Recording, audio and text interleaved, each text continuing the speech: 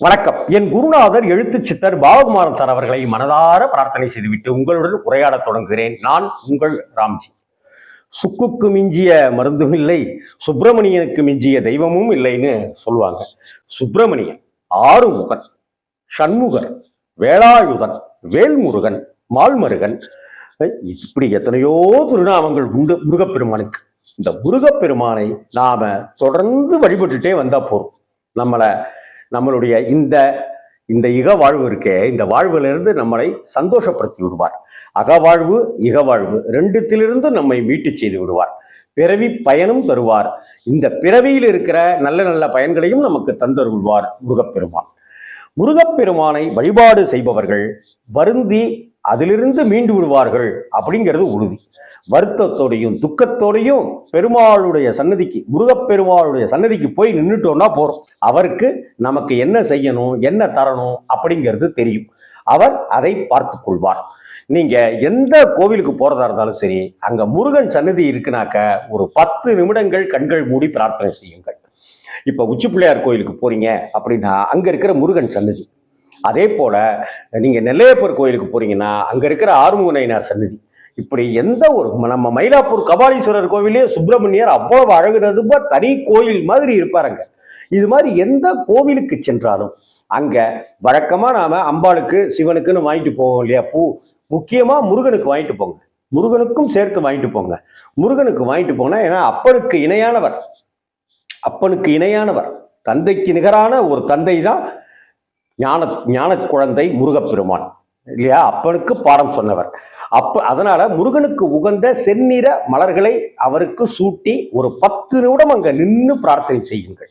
முருகப்பெருமானை யார் ஒருவர் தொடர்ந்து வழிபட்டு வருகிறார்களோ அவர்களுக்கு சூரனை அழித்ததை போல நம் சுற்றி இருக்கிற கெட்டதுகள் எல்லாவற்றையும், அரக்கர்கள் எல்லாவற்றையும், தீய சக்திகள் அனைத்தையும் நீக்கி நம்மை காபந்து செய்து கடவுள் அருளை தருவார் முருகப்பெருமான்.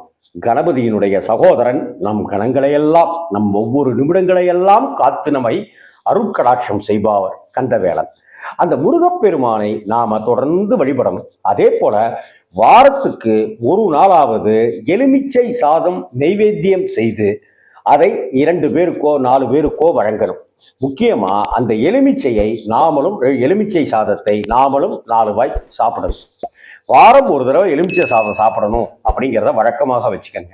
அதே போல வாரம் 2 பேருக்காவது எலுமிச்சை சாத பொட்டலம் கொடுக்கணும் அப்படிங்கிறதையும் வழக்கமா வச்சுக்கோங்க. முருகப்பெருமானை எப்ப டைம் கிடைக்குதோ அப்ப போயிடுங்க. நாளைக்கு தான் கிருத்திகை, நாளைக்கு தரிசனம் பண்ணட்டுமா, நாளைக்கு தான் சஷ்டி, நாளைக்கு பண்ணட்டுமா அப்படின்னு எல்லாம் வேணாம்.